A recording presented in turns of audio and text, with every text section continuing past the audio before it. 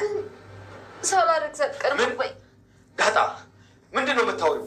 እውነት የሰማሁት አንቺን ንግግር ነው? እየቀለድሽ መሆን አለበት ዳጣ። ይሄ ቀልድ ነው አይደለም? አይ አባዬ፣ ይሄ ቀልድ አይደለም አባዬ። አባዬ ቼክ ማድረግ ይቻላል። ቼክ እናድርግ። ምን ማለት ነው ቼክ እናድርግ ማለት? ንገሪኝ። ቆይ ከማርገዝ በፊት ምን እንደሚደረግ ታውቂያለሽ? ቆይ እሱን ነገር አድርገሽ ነው? ንገሪኝ፣ ምንድን ነው እንዴ? አባዬ በቃ ትጩብኝ። ምን እያመመኝ ነው? በቃ አውጣልኝ። ወይኔ ደረጀ፣ ምን አይነት የተረገምኩ ሰው ነኝ በእናታት። ምን አይነት መረገም ነው? ልጅ አውጣለ የተባልኩ ሰው ሶቤ። ሆዴን በጣም እያመመኝ ነው እና በጣም እያቅለሸለሸኝ ነው። ሌላ ነገር ነው መሰለኝ እማዬ። ኧረ እንዴት ተወርጃላ ማሻይ እማዬ ምንድን ነው? እማዬ ተረጋጊ በቃ።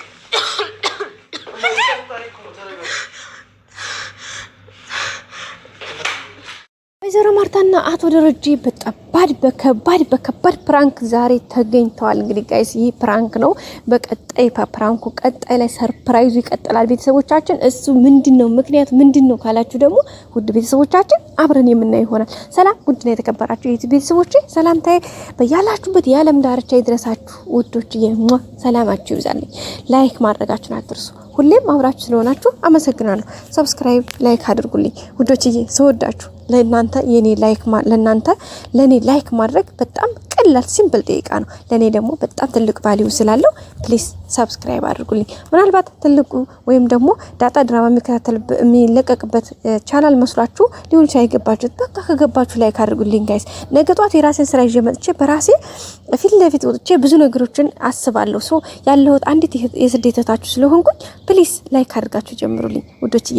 ሁሌም ወዳችሁ ፈቅዳችሁ ለምትከታተሉኝ ውድ ኢትዮጵያውያን ኤርትራውያን ወዳጆቼ አመሰግናለሁ። ዛሬም እንግዲህ እንደተለመደው በአዲስ ቪዲዮ ብቅ ብለናል። ቪዲዮአችሁን እንግዲህ ዘና ፈታያል። ይኔም የራሴን የግል አስተያየቴን እናንተም ደግሞ ሀሳብ አስተያየታችሁን በኮሜንት እየሰጣችሁ አብረን እንቆያለን። በነገራችን ላይ ይሄ ሌላ ነገር አይደለም። እኔ በድምጽ ሀሳብ አስተያየት ስሰጥ እናንተ ደግሞ በኮሜንት የምንሰጠው ሀሳብ ማለት ነው ቤተሰቦቻችን።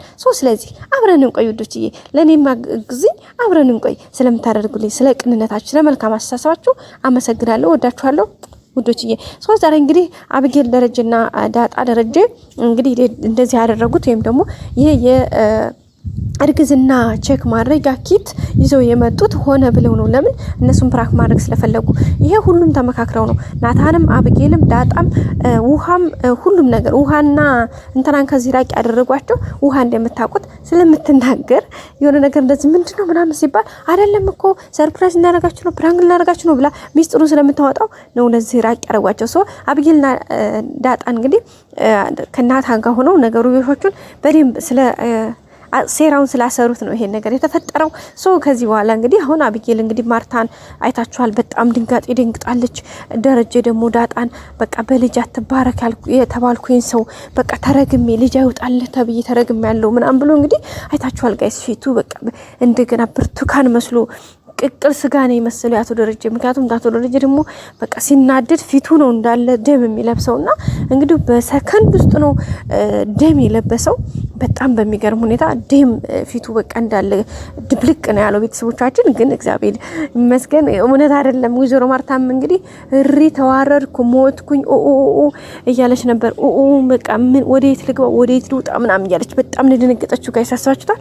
እዚህ ጋር ሌላ ጭንቀት ሌላ ሀሳብ ይራሳቸው አለባቸው። እዚህ ጋር የሰው ጠፍቷል። በነገራችን ላይ የልጁ ሞቷል የተባለው ውሸት ነው ጋይስ። አልሞተም። ለምን መሰላችሁ? አብጌል ለማስተማር ተብላ ነበረ። እንግዲህ አይታችኋል። አቶ ደረጀም ለሱ ያላትን ወይም ደግሞ የአባትነት እንትኗን ለመጠየቅ ብዙ ነገሮችን ተደርጎ ነበረ። እንግዲህ ምንም ጭራሽ አላደርገውም ብላ ነው ያሰበችው። እንደውም ዳጣ አባዬ ከታሰረ በአባዬ መተከኔ ራሴ ገባለሁ ስላለች ለዳጣ ንገሪያትና ዳጣ ትግባለት ብላ ነው ጭራሽ መልእክት ያስተላለፈችውና አቶ ደረጀ ደግሞ በዚሁ አጋጣሚ የሷን የአባትነት እንትኗን ሲሳማ ዳጣ ደግሞ ለሱ ለደረጃ ያላትን ልዩ ፍቅርና በቃ አለ አይደለ ያላትን ፍቅር ያወቀበት ሰዓት ነው። ምክንያቱም እንግዲህ አብጌል በባለፈው ዳጣን ለምን አትታሰርልኝም ስትላት እንዴ አንቺ እኔ ብታሰር ትታሰርልኛለሽ እንዴ ብላት ነበርኛ።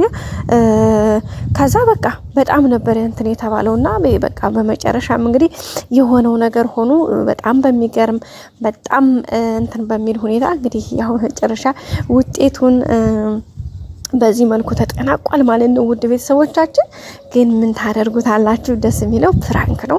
ይሄን ፕራንኩን ኪቱን እርግዝና ምናምን አርግዘው አይደለም ጭራሽም የለም። ግን ያንን ኪቱን ይዘው ሄዱ። መጀመሪያ እዚህ ምንም እንደሌለ ያሳዩዋቸዋል።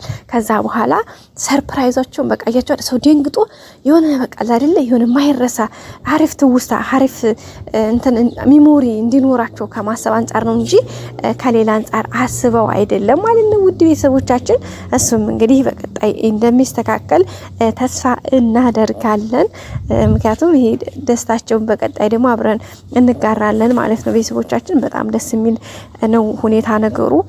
ሌላው እንግዲህ ናታንና ዳጣ አሪፍ የፍቅር እንትን ውስጥ እየተጓዙ ነው ያሉት። እንግዲህ ዛሬ ዘበኛው አስደንግጧቸዋል። እንግዲህ ናታንም ወደ ትከሻው ላይ ትንሽ ተመቷል፣ ግን ተርፏል። ዙሮ ዙሮ ብዙም የተካበደ አይደለም፣ ተርፏል። እንግዲህ እሱ እንኳን ትከሻቸውን በጥሽ ነው ወገባቸውን ወገብዛላቸውን ነው ምላቸው እያለ ነበር የሄደው በሱ እንትን አካሄድ፣ ግን ፈጣሪ ረድቷቸው ተርፈዋል ማለት ነው ቤተሰቦቻችን። ያው ስለዚህ አሁን ምንም አይሉም።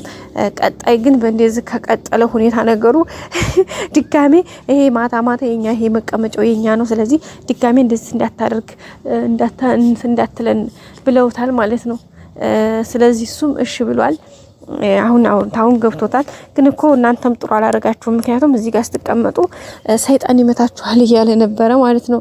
በኋላ መጀመሪያ እንደ ቁጣ እንትን ብሎ በኋላ ደግሞ እንደ ምክር አዞረውና ሰይጣን በቃ እንደምን ይታወቃል እዚህ ጋር ሰይጣን እኮ ሊመታችሁ ይችላል፣ ስለዚህ እዚህ ጋር ባትቀመጡ ጥሩ ነው እያላቸው ነበርና እነሱም እንግዲህ እሺ እናመሰግናለን፣ ግን ለምን ሳትማታ ይሄን ነገር ቀድመህ በአካል መጣ መንገር እኮ ትችላለህ፣ ምክንያቱም ግዴታ እንደዚህ እንትን ማለት አይጠበቅብህም እያሉት ነበር ማለት ነው። ቤተሰቦቻችን እና በቃ በጣም ደስ የሚል ታይም ነው እንግዲህ እያሳለፉ የሚገኙት። ያው እንግዲህ የሰርፕራይዝ ፕሮግራማቸው ደግሞ በአሪፍ ሁኔታ እንግዲህ እንደሚጠናቀቅላቸው ተስፋ እናደርጋለን።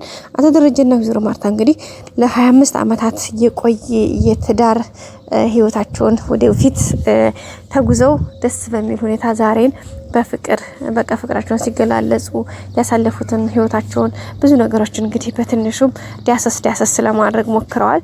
እንግዲህ እኛም ከነሱ ብዙ ነገሮች እንደተማር ተስፋ እናደርጋለን።